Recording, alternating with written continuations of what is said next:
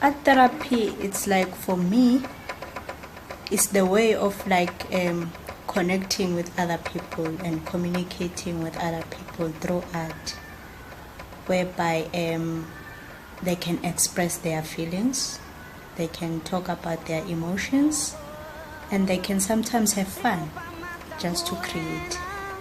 Yeah. I think that's what I understand by art therapy.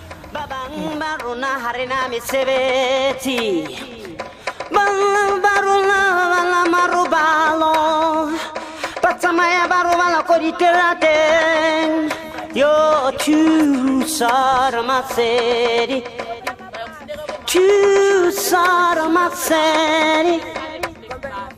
noyana, noyana, noyana, noyana, noyana, noyana. Noyana, Noyana, Noyana, Noyana, Noyana, Noyana, Fatilaza, yeah, Batubamala, Wakitala, Batamaya, really true to Mositurate.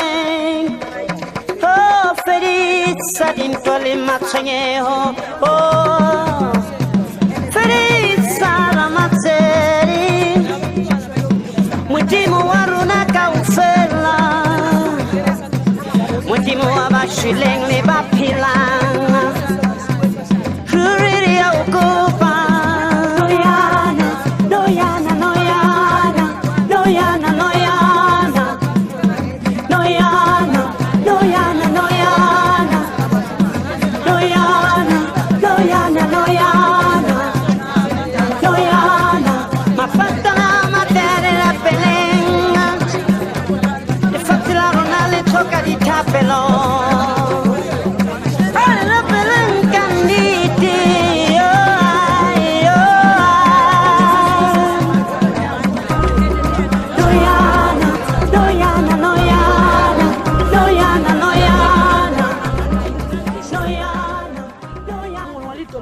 Sahlala thili manje masiqala lezinto lezi basingenela bathatha ama DVD bathatha ama TV bathatha ifridge bathatha konke nje vela bekusendlini bathatha neinform yabantwana konke nje bephakathi bashangalula mabaqeda bashisa kodwa laba abantu laba ngiyabazi abayenza lezi zinto zebathatha ngalandela icase uma ngiyilandela amaphoyisa anisa lena ngabona ukuthi akusize ngahlala inhliziyo yami ibuhlungu ngihlala ngikhale holweni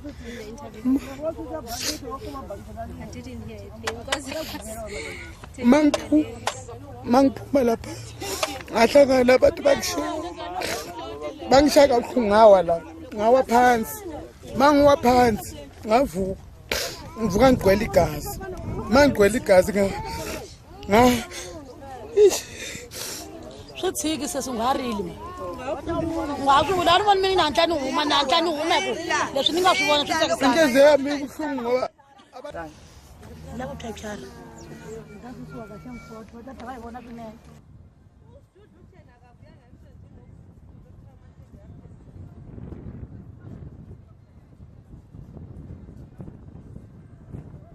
When we came to the camp at Boxbeck, we found men queuing for food and women idling, not knowing what to do. We had to walk all around to gather them. The men that were standing in the queues didn't come because they felt that it was embarrassing for them to stand in queues and queue for food. Seeing that it was men that were skilled men that had puzzle shops, men that had jobs, men that had money. Now we're queuing for food, they felt very embarrassed.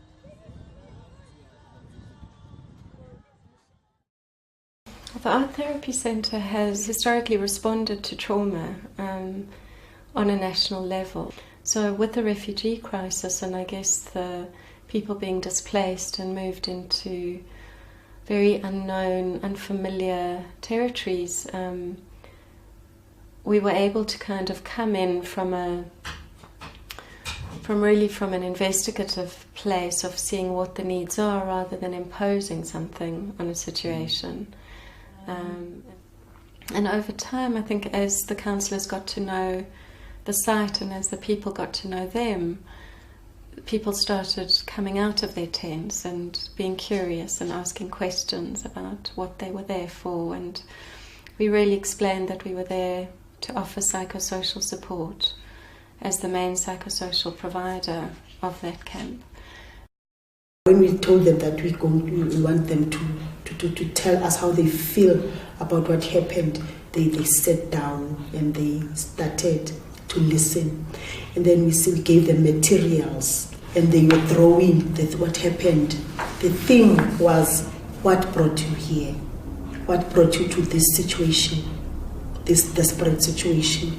So the men drew what happened to them.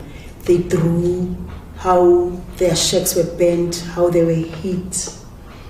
And some men say it happened at night when they were from work. And they didn't know anything about this. They just heard noises outside, and then when they came out, they found that the people were shouting, "Kill them, kill the Shangans, kill them." And then when they ran, they lost their kids. They just didn't know what to do. There are a lot of images that we have that show how they were killed, how they were burnt, how their children were raped. There is a woman whose child was raped here, and the men were there, but they couldn't help because they had to run for their lives. That is what was happening in the box-back shacks. That's what we gathered from these box-back shacks. Having the images was a very powerful way of them engaging with the trauma and what had happened. And I guess in any kind of trauma situation, it's a very common practice. It's called a witness to violence interview in a way, where people are invited to create an image of the event. And that allows a space that's a bit removed to start talking about it, but also on a sensory level, things get remembered that they may have forgotten about, around the smell of things at the time, or what it looked like, or the feeling of it, or the taste of it. And often that kind of gets evoked through the visual image. I wanted to know how they feel, because I was Zulu and I was addressing them in Zulu, and they say that it's Zulus that burnt their shacks. They were hateful. They were really, really, really hateful of my presence there. And it made me feel shudders running through my spine, that I might be in danger.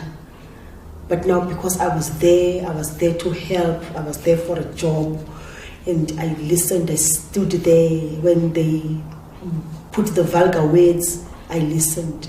And then, but they calmed down because I was there and they could see that I wasn't there to fight. I had materials there.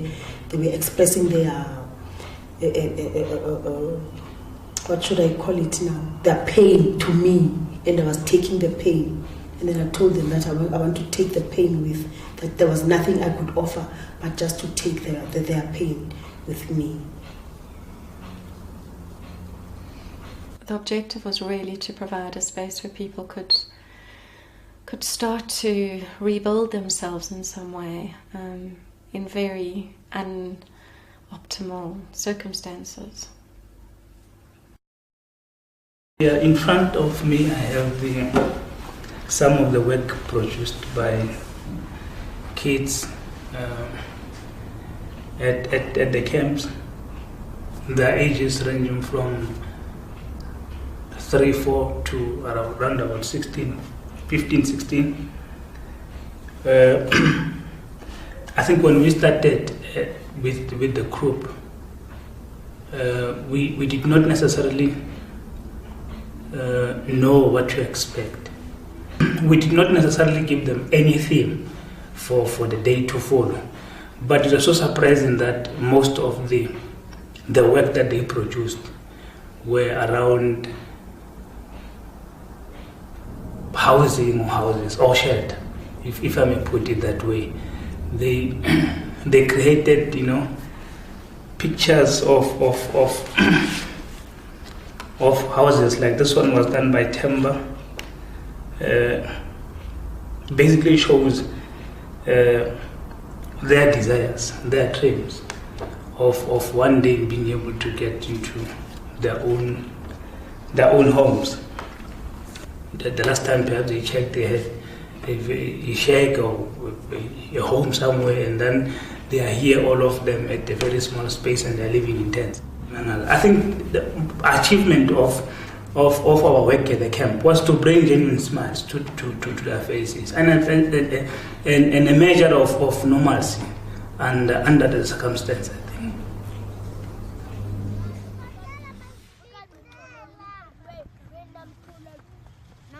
So a safe space really is a concept of a container or a containing function. And in that safe space is a parental kind of symbolic person, whether it's one counsellor or two counsellors, usually two, and often representing a maternal or paternal function, with a group that offers a safety within, as if it is a symbolic family. And I think because of the dissolution of families, because of the HIV pandemic and, with the refugee crisis and all the other things that are going on in the country, there are very few safe spaces where people can be in or live in or experience. So what we try to set up in all the communities really is a potentially safe space or a community resource where people can come and at least have one experience of what that safe space feels like.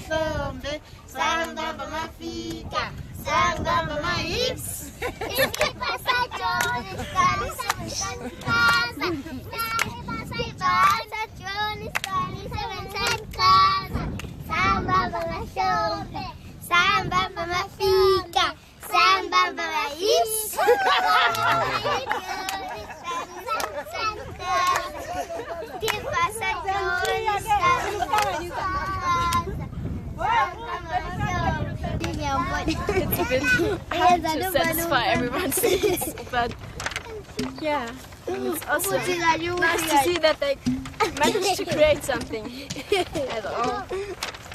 So many things.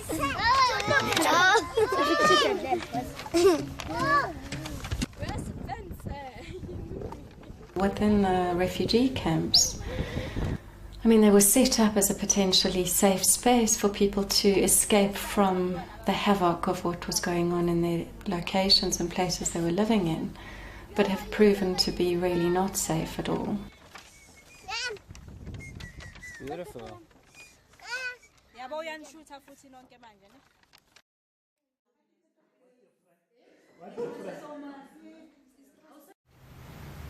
Working with people who've experienced pain and trauma is very difficult because sometimes you'll take in their own emotions, and then when you go back home you feel like it's too much for you, and then it's important that you offload. So the debriefing, it was helpful in terms of us able to take out whatever we take in and then talk about our own experiences.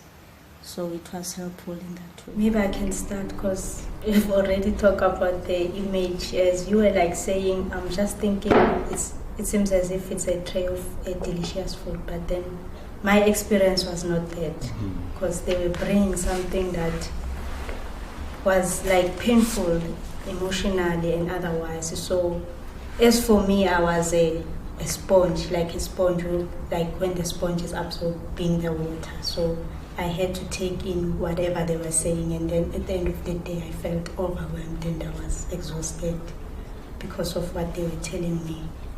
So that's how I felt today.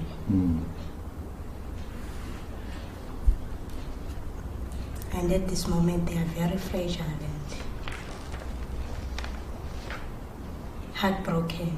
They don't know what to do. I could feel it. They took all my energy today. They did. Towards the end of this process, what's been happening is people have really determined what they need from the counsellors rather than what the counsellors have brought to them, and what they're needing is a voice and really needing to write their stories much more vocally and say what their needs are and really sort of shout and scream about what's not going on and what should be going on, and being able to voice their anger. So we've become a receptacle for a lot of anger as well as the trauma. When I made this image, to me those people at the camp, it's as if they were just thrown into the veldt. And this is how I also feel inside. I feel very bad. In terms of Maslow's hierarchy, we're not anywhere near the top, and ironically, we're the only service that's remained. So in trying to do a good enough job and remain constant and consistent, I think it's very frustrating for the members of the community in the refugee camp, because there is such a limited kind of role that we can play. And at the moment, when real food is needed, it's not seen as a good enough feed. So it's quite hard on the counsellors too, who feel quite useless and helpless. And in the bigger scheme of things, it takes a lot of work to keep finding value and acknowledging that what we're doing is an important function still, just to remain a container. There was this lady who said, you know what, you are better than others because you came back here. Others promised us something that didn't happen, and we never seen them again. So at least you are coming back and come to see us as to where we are. It's painful to live with something that you are eaten inside. Eating you up. Yeah. But if somebody is there, listen to what you're saying, talking, and it makes a step. So by the end of the day, there's something that could have maybe shielded you and start with life or with thinking. Then if somebody is there and put off or open up the curtain, then you move on. You can think, you can focus.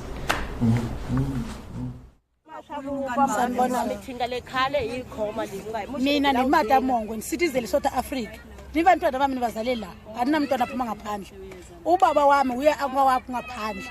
Mara ilihlo lakalikho umuzi wami utshe wonke akuna into ningaphuma nayo niphumeni nje and abana mahloli kuniqhwalile lo muntu anisupporta uye lo bamqopoleza imali emehlo mara use ngemthetho wamayini mara xa kusenziwa yakuphi na umuntu lo aqhwalile animuyazi kuphela mina nivele nizalwe la ngicedile.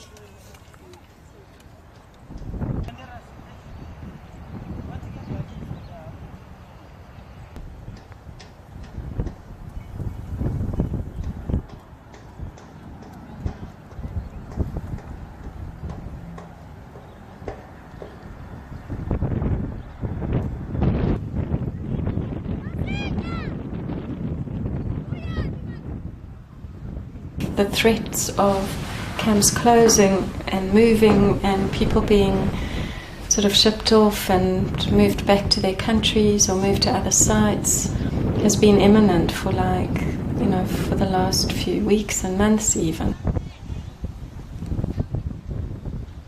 The whole nature of the refugee crisis is people have been uprooted prematurely from places that they didn't choose to be uprooted from, and in a way providing a service within that context kind of colludes with that process, because we don't have the luxury really of ensuring that we can continue the work. We can really try to find ways in which to keep links, but Many people don't have cell phones. We don't know where they're going to be moving to. We don't know how how we'll maintain contact. So I guess what we can do is reflect the movability of their lives at the moment, and that what we do is part of that. So they start to internalize this as a reality, and find ways in which to manage it and understand it, rather than pretending that we can create something that's different. I do think we need to kind of acknowledge what we have done. And the fact that, like you said before, the camp, it ran really well. Like, people got aggressive, they got angry, but they didn't get violent, things like that. And I think acknowledging that, and acknowledging that there were really positive outcomes and kind of, moments of our time there.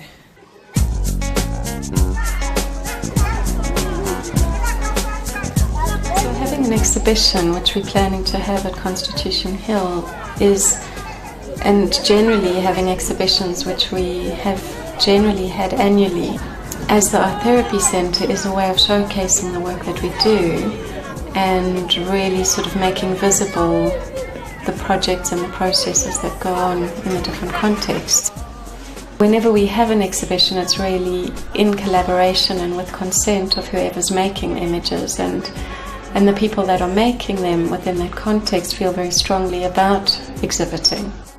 When we put together Safe Spaces, our aim was really to explore the refugee experience. So when we set up the exhibit, there was a lot of debate and conversation as to how we would have established the rooms and how we would set up the space. And what we really wanted to convey was that sense of experience, and starting from the beginning, starting from when the violence began, and the energy and the mood of the country and what it was like to be here then, and to take people back to that place, and then to take them, rather than through the stories that came from the media, take them through the stories that came from the camp. Maybe Rosa has a maybe ngoba experience of so khona into ayinotisayo maybe ufuna ubatshela ukuthi ubonani kwenzakalani. Lezi besifake ekwelitende bathi sivale lento le eyenzakalayo lapha phakathi ematendeni siyenzakalayo. Thina sathi akujabulisi ukuthi khona abantu abalwayo bayalimazana bahluphe ama-security abanye bashaya ama-security yedina. Manje futhi baphinda bahlala basicambela nabo bathi ukudla kwasedina angeke kulisaze, and abantu lapha bayalimazana kuhlala kuza amaphoyisa njalo nama-ambulance. There's one kid who said, I learned history in my school, but then I was learning about people whom I didn't know.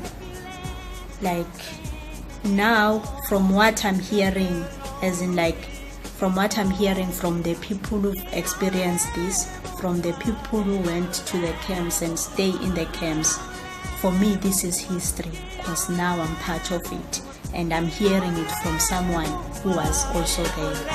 So from what I've learned here, it's something that I can pass through to other learners who were not here. We included a reintegration program throughout the exhibition, and what we did is we invited schools, learners and educators from districts that had been affected by the violence. Some of the learners had been in the camps, some of their friends had been in the camps. Some groups of learners recognised people in the photos as people who were in their communities and who disappeared. The importance of making memories. I think in contexts where memories have been taken away, and in the refugee context, people's possessions and photographs and things were burnt or, stolen or pillaged, or they had to leave behind, so there's very little memory that gets left behind. There's nobody to document or make memory of their lives, so in that way photography and video is a very powerful way of keeping a life going and keeping a memory alive.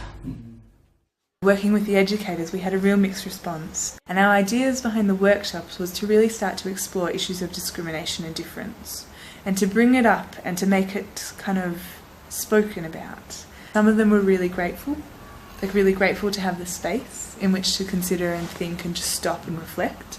Others were questioning us as to why we were investing our time and energy into providing a voice for the refugee communities when their own communities didn't have a voice. To some, it was like, yes, we can see that you're showing us this exhibition, but still, there's still a lot that the government needs to do in terms of, here in South Africa, there's a lot of people who are like citizens of South Africa. They've been applying for houses for a very long time, but still they don't have houses. We've got a problem of the unemployment, poverty. And you can see if we have those problems, and then other people who come here to this country, and then they also need houses, they need jobs, they need everything. So I think some of those things led to this xenophobic attack, because we also have our own problems in this country. So I think maybe people were overwhelmed, or they were saying, no, we have to do something, because now these people, they come here to take our jobs, to take our houses, to take our, everything that we have, the little that we have. So there was a need for them maybe to protect those things.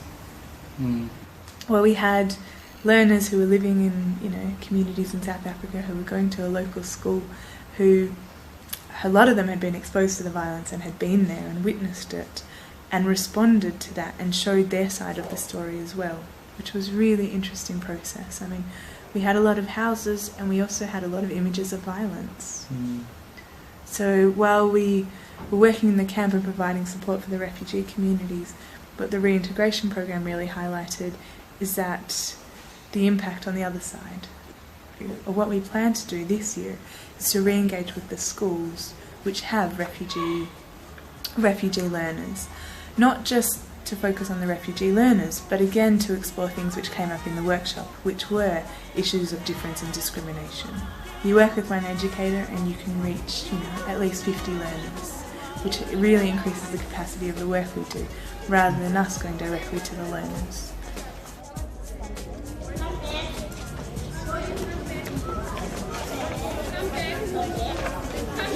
Lesson that I learned today, that we must not treat people like animals, like xenophobia. They treat people like they are not South Africans.